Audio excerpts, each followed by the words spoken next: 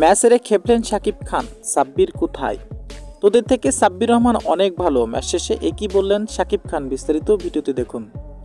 বিপিএলের ট্রফি ছোঁয়ার প্রত্যয় প্রত্যেকটি ফ্র্যাঞ্চাইজি নিজেদের দলকে অনেক শক্তপোক্ত করে তুলেছে।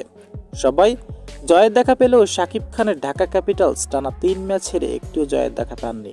তবে আজকে খুলনার বিপক্ষে জয়ের আশাটা হয়তো সবাই দেখেছিল, যেখানে খুলনার উঠতে থাকা নাইম পোস্তিকে প্যাভিলিয়নে পাঠান।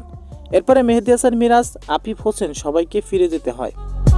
শেষ মুহূর্তে মহিদুল ইসলাম, জিয়াউর রহমান এবং আবু হায়দারের দুর্দান্ত ব্যাটিংয়ে ঢাকার বিপক্ষে 173 রান করেন।